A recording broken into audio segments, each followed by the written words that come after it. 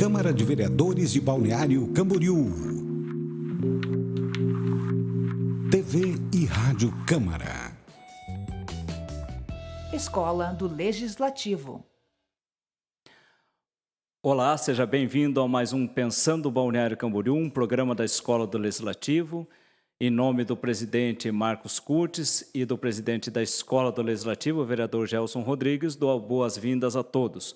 Nosso tema de hoje é combate às drogas. Nós estamos com o Costa, que é da Guarda Municipal, o corregedor da Guarda, e com o Luiz Carlos, que eu vou tomar a liberdade de, a partir de agora, chamá-lo de Júnior, que é conhecido nosso, já trabalhou aqui na Câmara de Vereadores, que é coordenador do DECOI, junto à Secretaria de Segurança também. Seja bem-vindo, Costa, Luiz.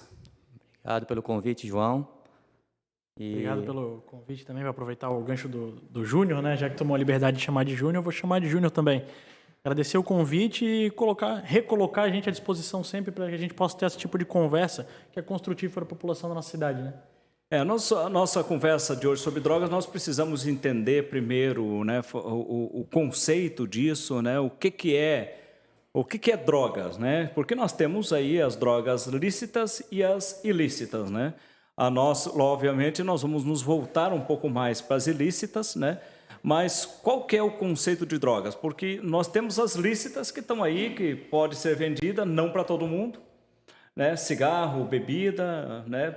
E as ilícitas, que aí é o que nós vamos na sequência entrar. As drogas lícitas, nós também temos problemas com elas, Costa? Com certeza, né? Das drogas lícitas, o que a gente pode entender como um problema é o próprio alcoolismo, que é um problema que acaba gerando crimes de diversa natureza e problemas de violência doméstica principalmente. O alcoolismo, em alguns casos, é o pai da violência doméstica. Além do álcool e do cigarro, também os remédios que são drogas lícitas e que também existem dependência, logicamente, que acabam não atacando o poder público, por terem um sistema de regulação forte hoje, né? No caso, com receita médica, enfim, mas são utilizadas de abuso também. Não é o tema que a gente vem conversar aqui, mas são drogas também lícitas e, em alguns momentos, utilizadas como substância de abuso, né?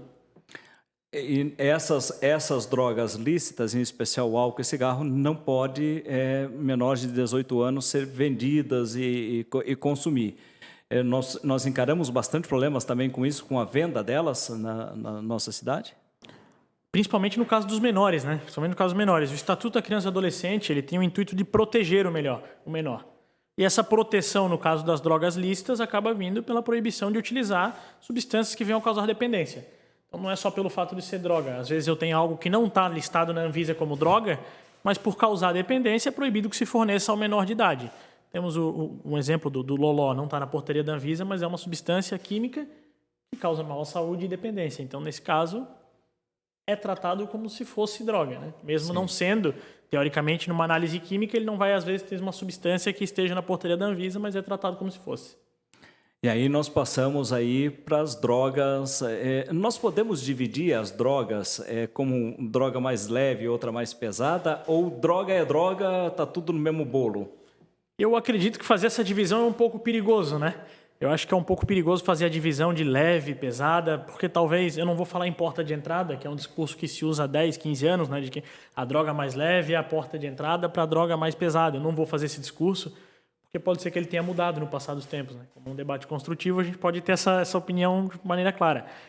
Eu acho que é difícil chamar de leve ou de pesada, né? É que eu posso te dizer que um cidadão utiliza uma substância química proibida, tida como droga, há 20 anos e não é viciado porque é uma droga leve, né? Na verdade, ele não aceita que ele é um viciado, mas ele é um viciado. E não é tão leve assim, porque se ela está há 20 anos na vida da pessoa, então não é tão leve. Eu acho que é uma nomenclatura difícil de se utilizar. A gente pode tratar exclusivamente como droga, né? Lícitas e ilícitas. Okay. No caso, o maior problema para a população, as ilícitas, né? E o que gera um problema? Porque assim, quem está nos acompanhando hoje, o nosso programa vão ao ar, né, pelas nossas redes sociais todas, YouTube, Facebook, né, vai pelos nossos podcasts e tal. Mas para quem está nos acompanhando hoje, o programa de hoje trata da questão da droga do ponto de vista da segurança pública. né? Então, nós vamos tratar ele hoje aqui como segurança pública, né? O que essa droga, né, pode trazer. Nós temos aí as questões que nós já conhecemos, o tráfico de drogas, né, o envolvimento das pessoas no tráfico, mas nós temos outras, por exemplo, a impressão de que dá, a gente acompanhando de fora, o advento do crack, desde que ele surge de forma mais presente no Brasil, aumentou os pequenos roubos, os pequenos delitos. Furtos, os principalmente pequenos furtos, né? Que aqui na nossa cidade a gente acaba sendo bastante afetado pela situação dos furtos, que está diretamente vinculado ao consumo de drogas e, na maioria das vezes, crack, né? Uma droga de baixo custo, não vou chamar de barata, mas é uma droga de baixo custo e acaba, por ter baixo custo, sendo procurado por pessoas que vão cometer furtos ou que não possuem condições financeiras de suportar um vício de alto valor. E assim mesmo, se suportassem, estariam incorrendo na prática de roubo e furto, porque o vício acaba consumindo os valores da pessoa, né? É comum a gente associar o crack ao cara que a gente vê já pela rua, né? Mas essa já é a última fase dele, né? Ele o usuário de crack, ele não começou na rua usando crack. Ele começou na sua maioria, tendo uma casa, uma família, uma esposa, um pai, uma mãe. E o vício acabou levando ele para uma condição de não conseguir mais nem conviver com a família, né? De indigente, né? A gente, às vezes ele não trata ele como um indigente criminoso, mas ele acaba tendo uma situação ruim até para ele, né? Que ele merecia mais como pessoa, né? Merecia mais como cidadão, merecia um pouquinho mais de dignidade. Mas tu falou tudo, né? Ele não começa naquela circunstância ali. Quando a gente vê o usuário largado nas ruas ou em algum local ali, devido ao uso de crack com aquela circunstância ali, ele tem uma história, né?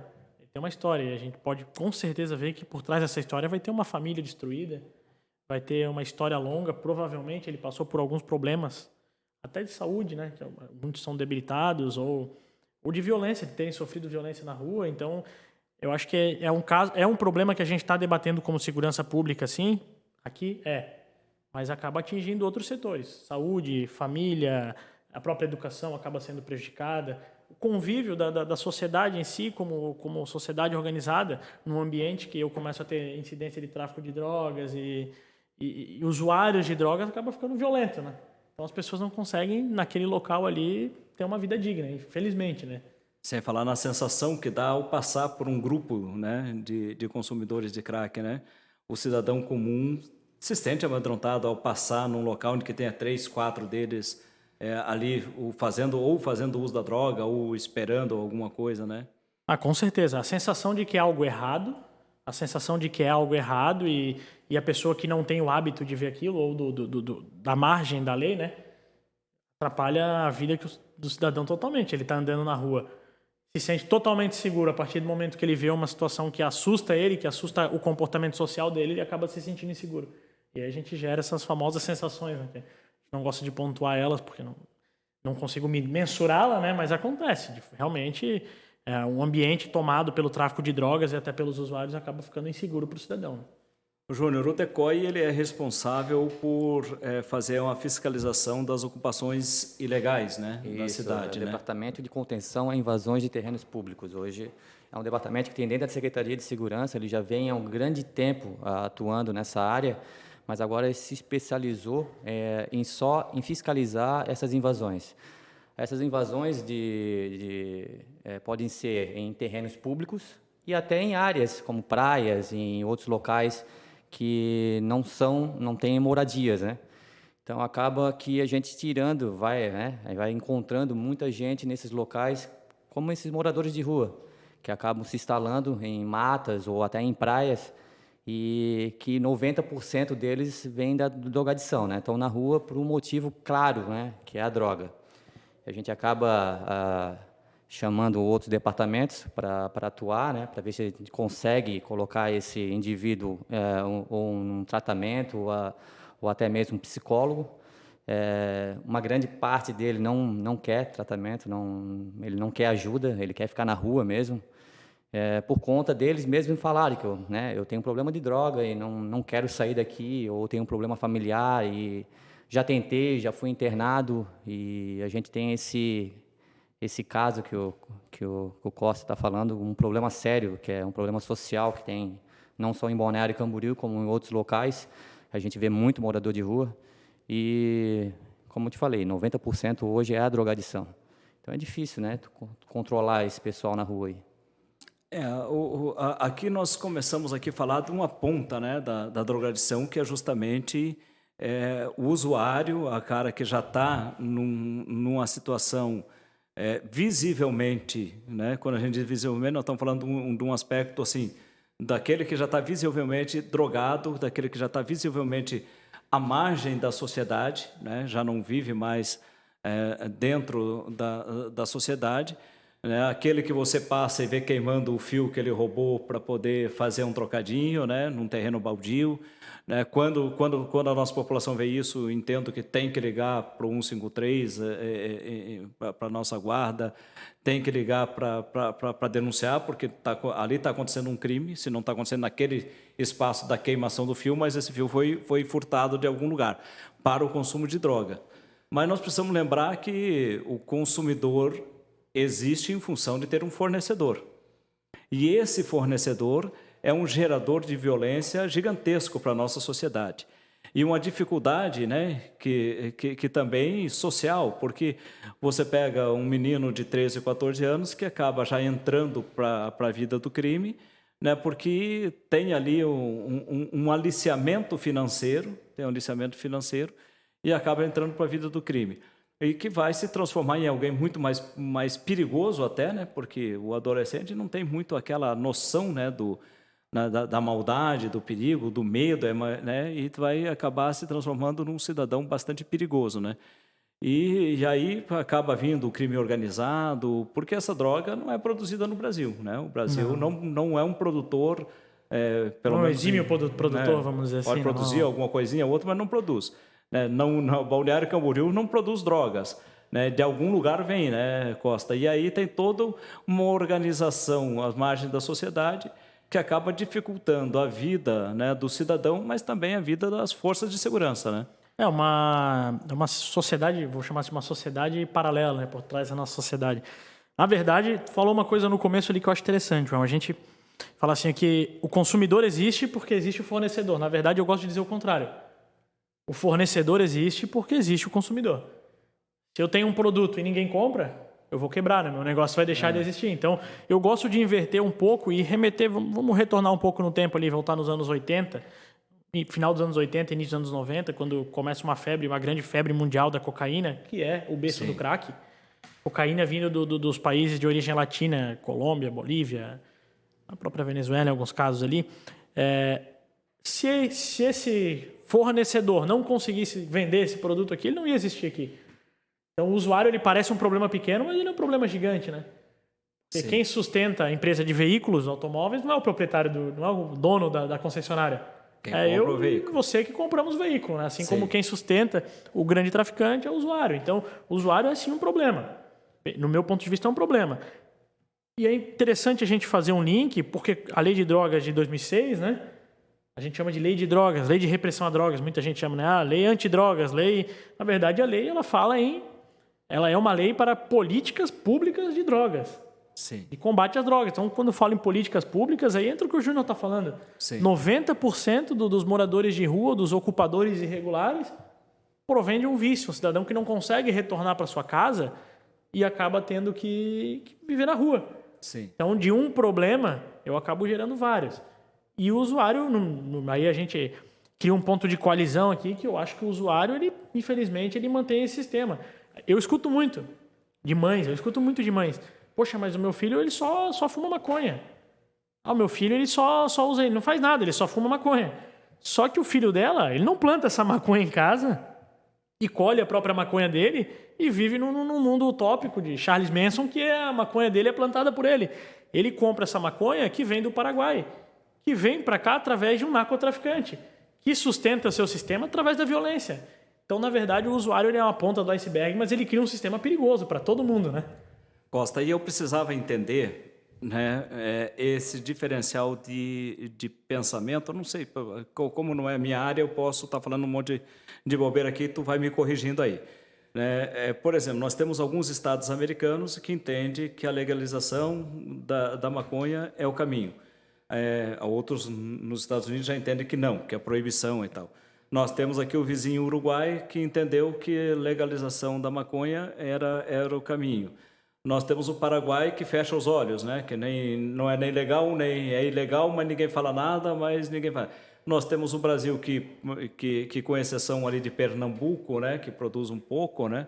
Que produz muito pouca maconha, né? Mas que é um grande consumidor desta droga em especial agora. Já falamos do crack, depois quero falar um pouquinho de cocaína também, né? Mas que é um grande produtor.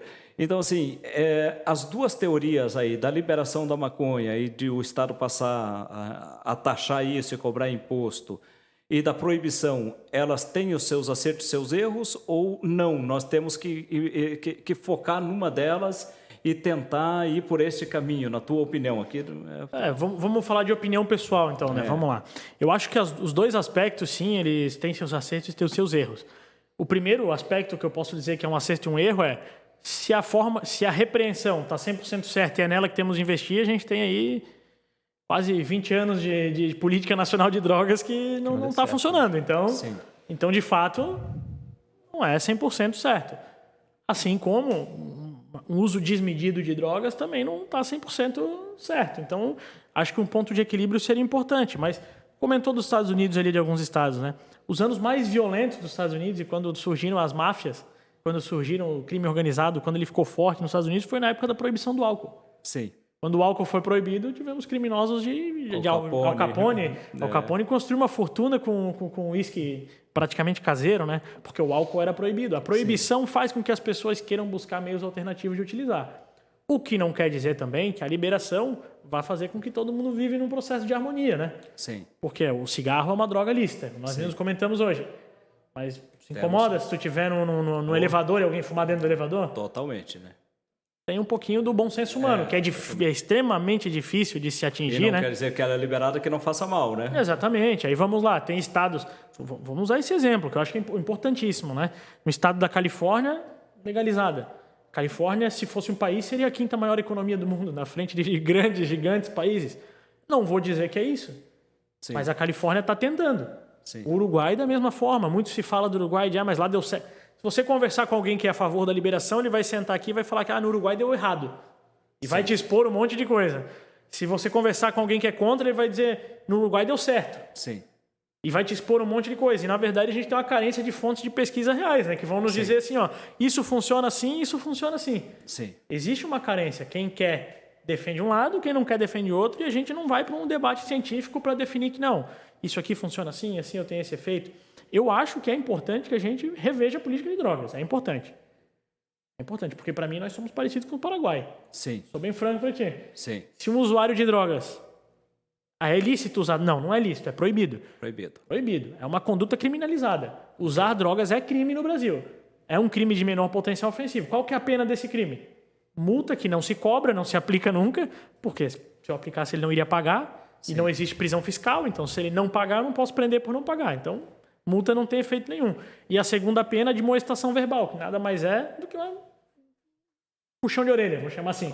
Eu ia usar até o puxão de orelha. É o puxão de orelha. É o famoso puxão de orelha. Aí vai o juiz. Como nós estamos num programa, nós não podemos falar esporro, né? Puxão de orelha, vamos lá, né? Nem outras palavras afins, né? Vamos lá. Mas aqui, uma audiência de... Primeiro que a admoestação verbal é pessoal. Eu teria que olhar aqui, pô, João, não faz isso, cara. Isso destrói a tua vida, destrói a sociedade e tal, e daí tu teria que ter um sentimento de humanidade absurdo de falar, nossa, eu estou destruindo a minha vida e destruindo a sociedade. Sim. Não vou mais fazer isso. Não, eu junto 30, 40 usuários numa sala de fórum. Já chegamos a juntar 160. 160 já, então? Já chegamos. Junta 160 e fala, ô pessoal, não pode usar. Valeu, todo mundo vai embora aí. De fato, não vai funcionar, né? Você não tem uma penalização. É quase como dizer que está permitido. Sim. É quase como dizer que está permitido. Porque se eu não posso fazer algo, mas se eu fizer, não tem consequência nenhuma? E aí toma um tempo bastante grande também das forças de segurança em busca, né? Porque o usuário da maconha está circulando na praia, né? Então você está sentindo o cheiro de longe, né? Então o guarda não vai poder, ou o policial militar não vai poder fazer de conta que não viu, vai ter que parar. Né? Se parou, vai tomar um tempo imenso, enquanto que outras questões maiores também estão acontecendo. Mas você falou ali da década de 80, da questão da coca. A cocaína, na década de 80, né, surge aí, em especial da Colômbia e do Peru, né? Depois numa sequência ela vai o Peru, subindo, né? Vai subindo, vai tomando, mas ela entra de forma glamurosa nos Estados Unidos, né? Inicialmente só classe média alta, ricos, artistas, cantores e tal tinham acesso. E ela surge como uma alternativa à heroína, né? Uma alternativa à heroína mais glamurosa do que a heroína, porque a heroína Cheia de picada, cheia né? de Cheia de- picada, o cara e fica tal, com uma né? aparência ruim. Ela surge Potencializava isso. mais, né, a droga, né? E aí quando você vai tendo o usuário indo para a Rússia, ele começa também a te trazer, depois que ele já está usando há um longo tempo, começa a trazer um sério de problemas para a sociedade, né? De violência, de criminalidade e tal. E aí você vê com o passar do tempo que de glamour não tinha nada, né? Muito pelo contrário, né? Doenças provocadas pelo uso da coca, como depressão, outras doenças, suicídio e tal, né? Que acabou que não sendo glamuroso, né? Não estamos nem falando da falta de glamour do crack, né? Porque o crack já visualmente já não tem glamour nenhum, né, cara? O uso dele então muito pior, né? Mas a cocaína ainda é algo bastante utilizado, né, Costa? Não, muito utilizado. É muito utilizado. É como o João colocou aqui de uma forma claríssima, tem um certo glamour em volta da droga, né? Não vou falar que não vai encontrar ela talvez numa cidade pequena, não vai encontrar, sim, vai encontrar, mas tem um certo glamour ao redor da droga ali, de ter a fama, até culturalmente a gente olha aqui por quem o usuário ser alguém de uma posição social mais vantajosa, até pelo preço, né? Sim. Eu vou pagar muito mais caro do que uma substância refugada que é o crack, né? Então tem um glamour, mas o uso é gigantesco. A cocaína construiu fortunas no mundo, né? Sim. A gente brinca em dizer que construiu fortunas, que é glamuroso, porque gostando ou não, a gente está numa conversa leve, né? Sim. Mas a cocaína foi listada na Forbes, né? Eu tenho um narcotraficante que foi bilionário, teve listado na Forbes. Sim. Então, vendeu muito, né? Sim. Eu gosto sempre de fazer uma comparação, assim, né? Se a empresa, se o grupo proprietário da Ford, das grandes montadoras, que carro, eu comparo com carro porque carro é tão perigoso quanto, né? Não foram listados na Forbes e um produtor de cocaína foi listado na Forbes, eu tenho um produto que tem um nicho de mercado Gigantesco. muito bom, né, cara? Gigantesco e a dificuldade da repreensão, né? Infelizmente, os Estados Unidos tenta fechar suas fronteiras, mas não consegue, é muito difícil. É um país com fronteira grande, o Brasil nem se fala, então nós temos milhares de quilômetros de fronteira, não tem como a gente bloquear 100% dessa entrada, mas é o que eu volto a repetir, a gente para no usuário. O usuário mantém esse mercado. Se ninguém compra, ninguém vende. Se ninguém vende, ninguém produz. Então, sim. E alguns usuários a gente chega a ficar com pena, né, quando vê, né, que é o desespero de não conseguir sair, né, daquela situação, né. Tem alguns até que tentam, aquilo que tu estavas falando, Júnior, de você encontrar o cara lá numa ocupação ilegal, de você fazer uma conversa, chamar provavelmente o resgate social, que é que vocês devem chamar, chamar o resgate social e aí não conseguir avançar porque o cara não quer sair daquela situação, porque a dependência já está tão grande.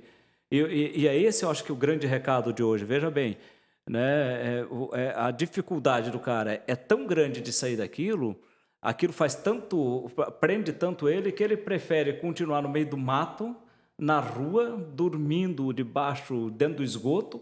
Nós temos aqui, nessas travessias da 101, muitos esgotos desses que a gente está passando, às vezes, na Marginal e tal, e ver eles saindo de dentro do esgoto, com todo o respeito humano que eu tenho por esse pessoal, mas a aparência que dá de ratos, né? Que está saindo de dentro do esgoto.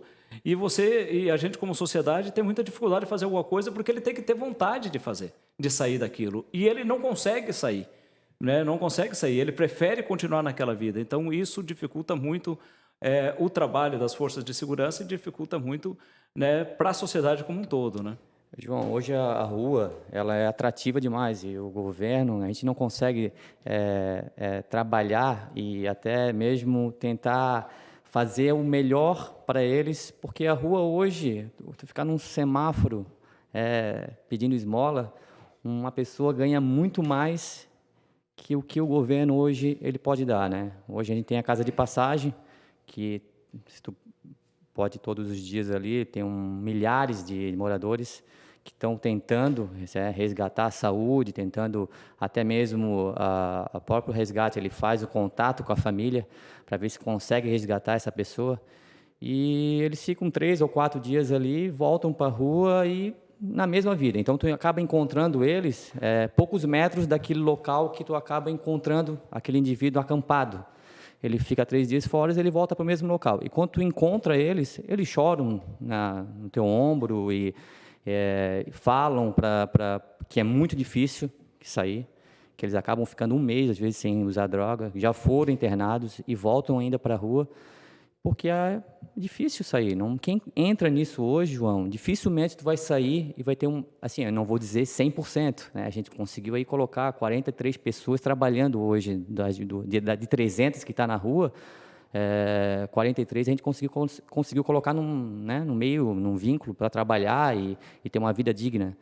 Mas eu tenho certeza que desses 43, uns 20% ali ainda vão voltar para a rua usar droga. Muito difícil, né? É difícil. Gente, estamos chegando ao final do nosso programa. Eu vou querer fazer um comentário no final sobre isso que o Júnior acabou de falar, mas eu vou deixar a palavra para o Costa e para o Júnior se despedir dos nossos ouvintes, dos nossos telespectadores, né? Então, o papo foi muito bom e passou rapidinho aí. Costa. Primeiro, vou te agradecer pelo convite e coloca a Guarda Municipal sempre à disposição, né, da sociedade balneocamboriense. Acredito que esses debates são produtivos, precisam ocorrer, até mesmo para as pessoas terem algumas informações que, por questões da vida cotidiana, não tenham, né? Que a gente conversou hoje, os problemas com o usuário e tal. Diante desse agradecimento, esse convite, só reforço a ti, né? Que se não tivesse a lembrança da gente, não estaria aqui hoje, né? Então, basicamente é isso, né? Obrigado, Júnior. Agradeço também o convite e até passar um pouquinho do trabalho do DECOI, que é um trabalho muito importante na cidade hoje e sempre à disposição aqui a Secretaria de Segurança, sabe, para o que der, né, o que der e vier, a gente está à disposição sempre. Então, agradeço, né, os dois. Aquele comentário do Júnior, eu quero encerrar com uma lembrança para a nossa comunidade, do comentário que o Júnior fez agora. A esmola, ela surgiu na nossa sociedade, eu sou formado em História, então surgiu na nossa sociedade de forma mais forte durante o período que Cristo passou pelo mundo e que Cristo dizia que todo bom cristão devia dar esmolas. Mas nós precisamos entender uma diferença da mensagem de Cristo para o que acontece hoje. Durante a passagem de Cristo pelo mundo, os judeus viviam sob o domínio romano e não iam esmolar na rua porque queriam, iam esmolar na rua porque era a última possibilidade para que não morressem de fome. Então, dar uma esmola, segundo a teoria de Jesus Cristo, era salvar o teu irmão da fome. Hoje, quando você dá esmola na rua, porque o poder público hoje consegue abarcar quem está passando fome e quem está em situação de rua, de todas as maneiras. Tem cesta básica, tem tudo que você possa imaginar em Balneário Camboriú para abarcar essas pessoas. Quando você dá a esmola na rua, você está ajudando a sustentar o vício dessa pessoa em 99% dos casos. Você está ajudando a sustentar o vício dessa pessoa. Isso não é cristão, isso é anticristão. Porque a mensagem de Cristo é: dê esmola para salvar a vida. Quando você dá esmola, você está ajudando a destruir uma vida. Então, você está dando esmola para destruir uma vida e está cometendo aí um ato anticristão. Pense nisso, reflita nisso e ajude o poder público não dando esmola. Se vê alguém pedindo esmola, ligue para a guarda, ligue para o resgate social para que eles venham ali fazer um trabalho de tirar aquela pessoa da rua. Não é deixando ela na rua que você vai aplacar dando teus 50 centavos ou teu R$1 para aquela pessoa, que você vai dizer: fiz a minha parte. Não, tu não fez a tua parte. A tua parte, nesse caso, foi piorar um pouco mais a nossa sociedade. Peço desculpas a quem faz isso por essa fala um pouco mais pesada, mas nós precisamos alertar a nossa sociedade disso, que dar esmolas é manter a pessoa na rua. Não dar é tirar ela da rua. Então, em nome do nosso presidente da Câmara de Vereadores, vereador Marcos Curtis, em nome do presidente da Escola do Legislativo, vereador Gelson Rodrigues, agradeço a audiência de todos vocês e aguardo vocês no próximo Pensando Balneário Camboriú. Forte abraço. Você acompanhou a Escola do Legislativo. Câmara de Vereadores de Balneário Camboriú. TV e Rádio Câmara.